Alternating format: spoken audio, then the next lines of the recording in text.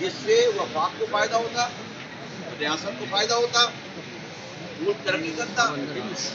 تو وفاق کو وہ پیسے ریٹرن ہو رہے ہوتے. ہوا کیا؟ ہوا یہ کہ وفاق سے تو پیسے آ گئے، اختیارات آ گئے، وسائل آ گئے. صوبوں کے وزیر اعلیٰ کے پاس آ کر وہ تمام اختیارات وسائل جو 2010 سے پار ہو گئے. اور انہوں نے کیا کیا سونے میں سہاگا، بجائے اس کے کہ وہ یہ اختیارات وسائل اور فردر نیچے دیتے، انہوں نے جو اختیارات اور وسائل پہلے سے نیچے گئے ہوئے تھے اس کو بھی واپس لے لیا. تو کنڈیشن کیا ہو گئی کہ وفاق بھی ڈرائی ہو گیا، اور نیچے صوبے کے نیچے کے سارے آرگن، ڈسٹرکٹ، گاؤں، تحصیل، گاؤں، بورڈ، گلیاں، شہر سب ڈرائی آؤٹ ہو گئے. کراچی ایڈمنسٹریٹولی ویزیبل ہی نہیں ہے، کراچی فائنینشیلی ویزیبل ہی نہیں ہے. یہ ہے پاکستان کا مسئلہ، یہ ہے پاکستان کا مسئلہ، یہ ہمارا بھی مسئلہ ہے. حل کیا ہے؟ حل یہ ہے کہ یہ جو صوبائی حکومتوں کے پاس ڈویزیبل پول کے 56% پیسے آ رہے ہیں، یعنی کہ 100 روپے اگر پاکستان کما رہا ہے تو وفاق 56 روپے اس میں سے صوبوں کو دے دیتا. اس 56 روپے پرسنٹ میں سے 27% میرے صوبے سندھ کو آ رہا ہے، اور وہ پرسنٹیج کو اگر اماؤنٹ میں کنورٹ کریں تو وہ 1000 ارب بنتے ہیں. 1000 ارب جو کہ وفاق ٹرانسفر کر رہا ہے، دے رہا ہے، اور 200 ارب روپے یہ خود کماتے ہیں. اور یہ جو فورن ایجنسیز ہیں، ورلڈ بینک ہے، ایشین ڈیولپمنٹ بینک، ان کے جو پروجیکٹ چل رہے ہیں وہ الگ ہیں. تو 1200 ارب روپے تو سال میں کیش ہے ان کے پاس. اب اس کیش کو خرچ کرنے کا طریقہ کار کیا ہونا چاہیے کہ سارے صوبوں کے لوگوں کو، ڈپارٹمنٹ کو، تحصیلوں کو، شہروں کو آپ ان کی ضرورت کے مطابق ان کو اختیارات اور وسائل دے دیں، اور اس کے بعد ان کا حساب کریں. جیسے آپ کوئی کمپنی چلاتے، فرض کریں ایک کمپنی میں کوئی ڈرائیور ہوتا ہے، کوئی چوکیدار ہوتا ہے، کوئی آفس بوائے ہوتا ہے، کوئی کلرک ہوتا ہے، کوئی مینیجر ہوتا ہے، کوئی CEO ہوتا ہے، کوئی اکاؤنٹنٹ ہوتا ہے.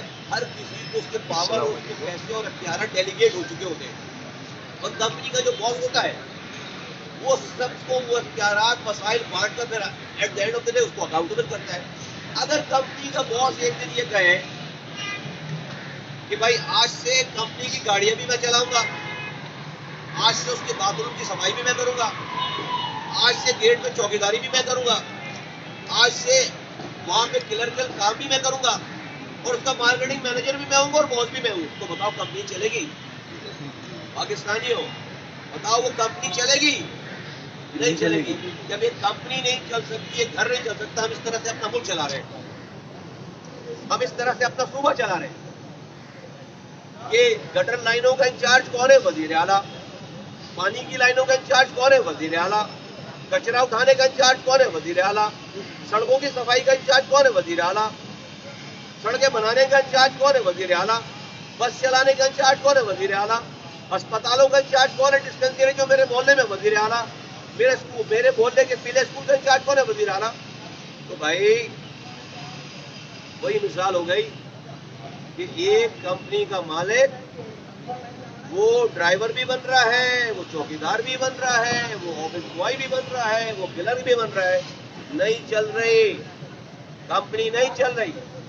وہ حل کیا ہے کہ جو میری گلی میں اسکول ہے اس اسکول کے پیسے اور اختیارات میری گلی سے ووٹوں سے منتخب ہونے والے کسی یوسی ناظم کے پاس اس کا اختیار وسائل آنا چاہیے، جس کو آپ لوکل گورنمنٹ عہدیدار کہتے ہیں.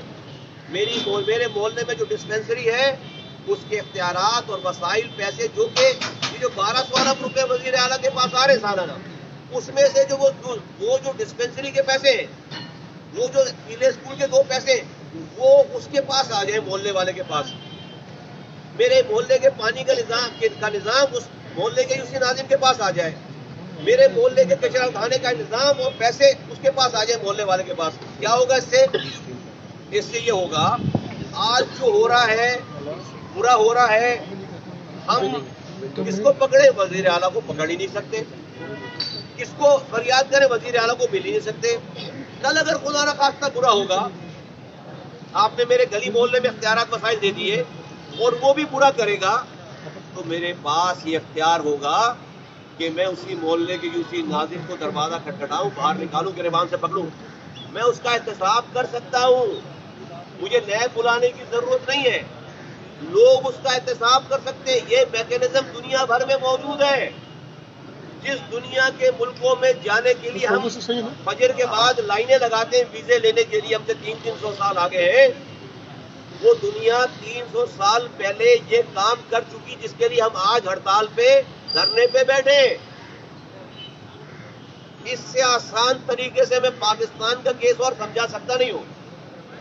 یہ ہمارا کیس، یہ ہمارا مسئلہ ہے.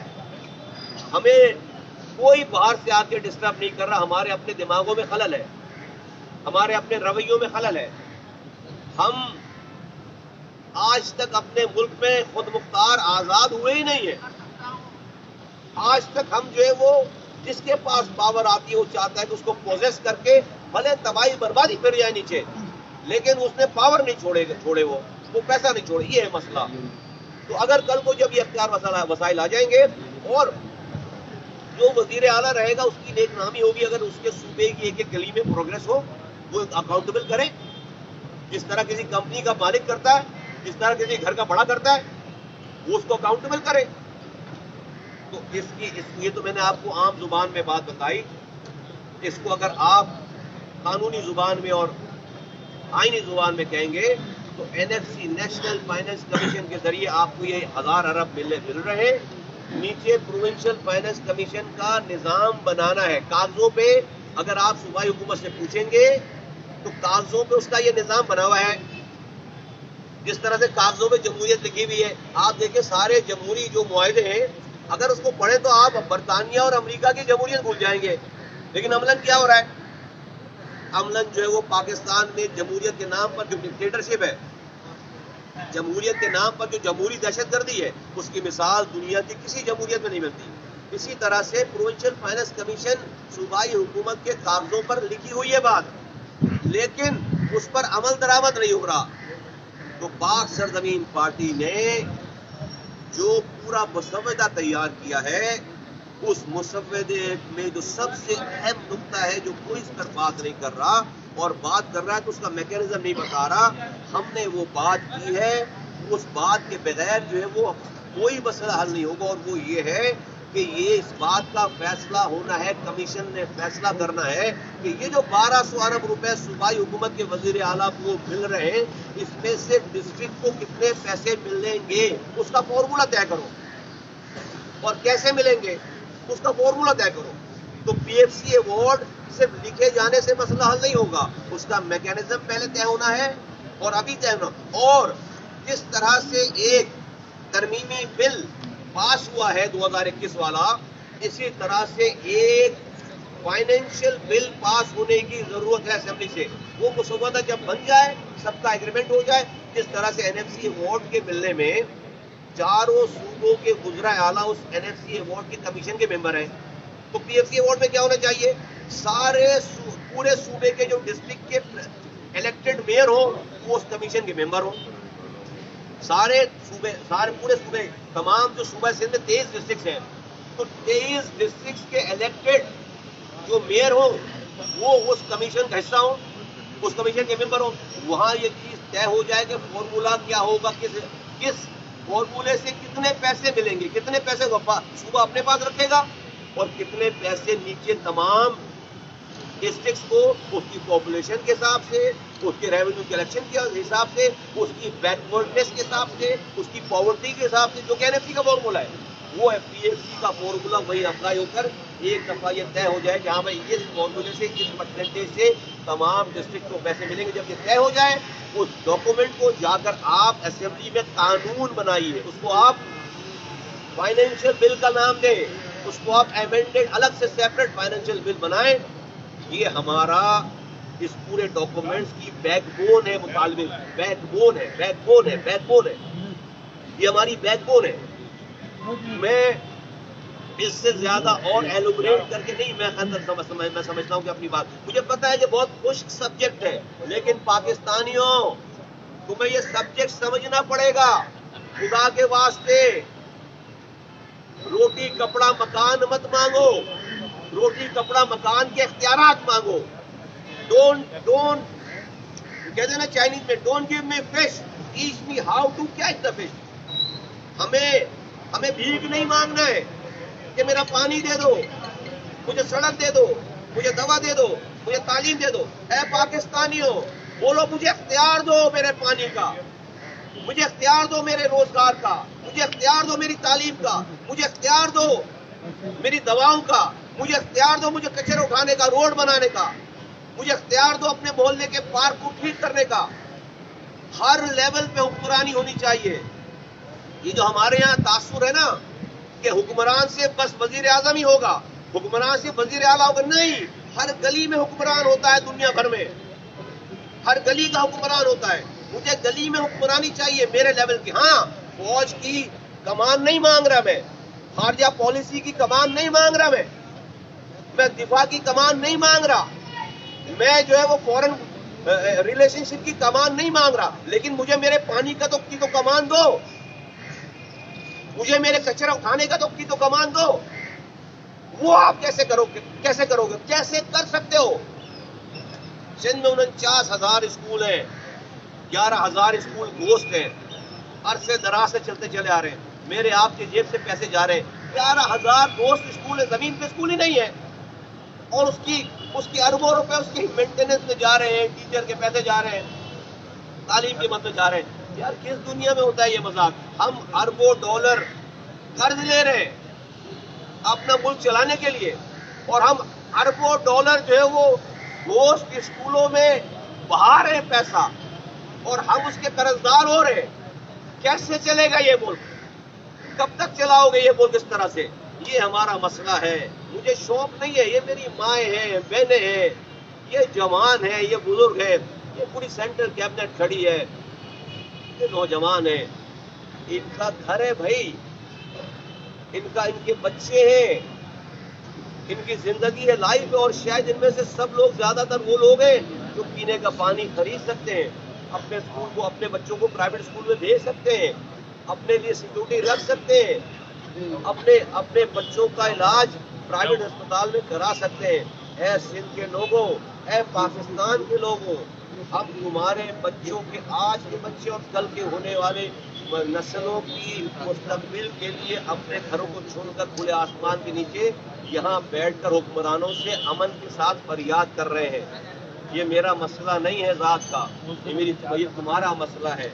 تو میں تمہیں بھی آواز لگا رہا ہوں، سب لوگوں کو، یہ ہمارا کیس ہے، یہ ہماری بات ہے. آپ پوچھیں گے کیا بات ہوئی ہے؟ بات ہو رہی ہے، ہماری بات سن لی گئی ہے، سنی جا رہی ہے. اس لیے میں نے کل اپنے لوگوں کو جو یہاں پر آئے تھے آپ کے سامنے، کتنی بڑی تعداد تھی، میں اس کو بار بار دہرانا نہیں چاہتا. جو تعداد کی دنیا نے اپنی آنکھوں سے دیکھا ہے، وہ تعداد، ان کو میں اشارہ کرتا سب چارج سے، میں بولتا چلنا شروع کرو، کوئی دنیا کی طاقت ہمیں اس کے بھاگ جانے سے نہیں روک سکتی. لیکن مصطفیٰ کمال اور اس کے ساتھیوں نے اس پاکستان کو بچانے، اس کو سنبھالنے، قوم کے جنوں کو یہاں سے اس کو نابود کرنے کے لیے اپنے خون کا نذرانہ پیش کیا ہے. اور یہ شہر میرا ہے، یہ صوبہ میرا ہے، یہ ملک میرا ہے. میں اس کو تباہ نہیں کرنا چاہتا، میں اس کے لیے بدنامی کا باعث نہیں بننا چاہتا. ہاں میڈیشن ہو رہا ہے، ہم نے اس کا خیال کیا ہے، لیکن دیکھو یار بالکل کلیئر کٹ بات ہے. بلدیہ ٹاؤن چلو، ہر 2 مہینے کے بعد 1 گھنٹے کے لیے پانی آتا ہے، ہر 2 مہینے کے بعد 1 گھنٹے کا پانی آتا ہے. سال میں 6 گھنٹے کا پانی ہے بلدیہ ٹاؤن میں، سال میں 6 گھنٹے پانی آتا ہے. وہاں پہ سردیوں میں بھی لائٹ نہیں ہے 18 گھنٹے. یار آپ ان کو پی ایس ایل سمجھاؤ گے؟ آپ ان کو پی ایس ایل سمجھا سکتے ہو کہ پی ایس ایل کا میچ ہو رہا ہے یہاں، ان کو کیا پتا کیا پی ایس ایل ہے بھائی؟ ان کے گھر میں 2 مہینے کے بعد 1 گھنٹے کا پانی آتا ہے، 18 گھنٹے لائٹ نہیں ہے. اورنگی ٹاؤن میں 12 گھنٹے لائٹ نہیں ہے، سردیوں میں پانی نہیں ہے 2 مہینے تک. آپ ان کو پی ایس ایل سمجھاؤ گے؟ لوگ جن کے شبہ بچے گیس نہ ہونے کی وجہ سے ماں بچوں کو اپنے سامنے چولہا نہیں جلا پا رہی، اسکول جو ہے وہ بھوکا جاتے ہوئے دیکھ رہی ہے، اس ماں کو آپ پی ایس ایل سمجھاؤ گے؟ بھائی پی ایس ایل بہت امپورٹنٹ ہے، ہم نے لاج رکھی ہے، لیکن اس سے زیادہ امپورٹنٹ ہمارا مسئلہ ہے۔ اگر یہ میری بات نہیں سن رہے ہوتے تو ہم کسی چیز کی پرواہ کیے بغیر بھی جاتے وزیر اعلیٰ ہاؤس کے پاس، لیکن انہوں نے ہماری بات سنی ہے۔ 7-8 دن پہلے ہمارے پاس آئے ہیں اور کل رات بھی ہمارے پاس آئے ہیں۔ میری سرکار سے، پاکستان سے، حکومت سندھ سے، سب لوگوں سے ہے کہ یہ سیاست نہیں ہے، یہ تو پی ایس پی کر رہی ہے، یہ سیاست نہیں ہے۔ سیاست اگر ہوتی تو میں جماعت اسلامی کے کیمپ پہ جا کر کھڑے ہو کے یہ نہیں کہتا کہ حافظ نعیم الرحمان صاحب، جماعت اسلامی کے کارکنوں تمہیں خراج تحسین پیش کرتے ہیں، اور میں اور میرے کارکنان تمہاری آواز پر تم کہو گے تو میں تمہارے جھنڈے کے نیچے آ کر بیٹھنے کے لیے تیار ہوا ہے۔ آج تک کبھی سیاست نہیں ہے۔ ہمیں پتا ہے کہ ہماری پارٹی اور جماعت اسلامی اس شہر میں الیکشن لڑ رہی ہوگی، کبھی سیاست میں کسی نے کی ہے یہ والی بات؟ تو یہ سیاست نہیں ہے۔ اور میں آپ کے توسط سے جماعت اسلامی کے لوگ اتنے دنوں تک گھروں میں بیٹھے، میں ان کو خراج تحسین پیش کرتا ہوں کہ وہ بیٹھے، جو بھی ہوا جیسے بھی جس وہ بیٹھے، اور ہماری انکنڈیشنل سپورٹ کی ان کے ساتھ۔ ہم اپنے رویے کے ذمہ دار ہیں اور ہم نے 100% سپورٹ کیا، ہم نے خیریتیں معلوم کی، ہم نے فون کیا ان کو، اور ہم نے کوئی کسر نہیں چھوڑی ہے۔ میں میرے ساتھی کئی دفعہ ان کے پاس چلے گئے، ان کے آفس چلے گئے، ان کے اور ہم ان کی اس قربانی کو اکنالج کرتے ہیں، ہم اپریشیٹ کرتے ہیں۔ تو یہ مسئلہ سیاسی نہیں ہے، یہ کوئی 2-4 دن کی بات نہیں ہے، یہ میری نسلوں کی بقا کا مسئلہ ہے۔ اس مسئلے کو سر پہ نظر انڈر دی کارپیٹ کرنے کی ضرورت نہیں ہے۔ اگر آپ ہماری بات مانیں گے تو یہ آپ کی حکومت سندھ کے لیے اور صوبائی حکومتوں کے لیے فائدے کی بات ہے۔ کیونکہ اگر جس طرح سے وفاق بھی، پورا وفاق اس وقت ڈسٹرب ہوا ہے اور وہ یہ 18ویں ترمیم پہ خوش نہیں ہے، اور اس 18ویں ترمیم کو رول بیک کرنے کی باتیں ہو رہی ہیں، تو اگر کل کو یہ رول بیک کرنے کی باتیں ہونے لگیں اور ایسا موقع آ گیا کہ یہ کرنے لگے 18ویں ترمیم، تو اگر میرے پاس یہ چانس آئے اور آپ مجھے کچھ اس میں سے دے نہیں رہے ہو صوبے ڈسٹرکٹ کو، تو میں تو بولوں گا بھائی کل کرنے کو آج رول بیک کرو، تو آپ کے مزے تو ختم ہو جائیں گے۔ اب کہیں گے بھائی واپس لو، جب ہمیں اس کا حصہ نہیں مل رہا، ہمیں ہمارا حق نہیں مل رہا، تو ایسی 18ویں ترمیم کا کیا فائدہ پھر؟ تو صوبائی حکومت کے دوستوں سے گزارش ہے، ہم نے جلدی گزارش کی ہے کہ خدارا جو صوبے کے ڈسٹرکٹ کے نام پر آپ کو حق مل رہا ہے، یہ حق آپ نیچے ڈسٹرکٹ تک دیجئے، خدارا دیجئے، تاکہ کل کو کوئی بات ہو 18ویں ترمیم پہ تو ہم سب لوگ اسٹیک ہولڈر ہوں، پھر آپ کے ساتھ کھڑے ہو، نہ کہ آپ کے خلاف کھڑے ہو، صوبائی اسمبلی کے خلاف، صوبائی حکومت کے خلاف۔ تو اس مسئلے کو حل ہونا ہے ہر حال میں، یہ سیاست نہیں ہے، یہ سیاست سے بالا تر ہو کر یہ صوبے کو، ملک کو، شہروں کو بچانے کا معاملہ ہے۔ 70 سالوں سے بلوچستان میں اور سندھ میں بھی سنتے چلے آ رہے ہیں، جب بھی حق مانگو کہتے ہیں بھائی وفاق تمہارا حصہ نہیں دے رہا، پنجاب تمہارا حق مار رہا ہے، اسٹیبلشمنٹ تمہارے ساتھ برا کر رہی ہے، کبھی کوئی پہاڑوں پہ نوجوانوں کو چلا دیتے ہیں ہتھیار دے کر، کبھی یہ سندھ بنا دیتے ہیں، ہندو دیش کا نعرہ لگاتے ہیں۔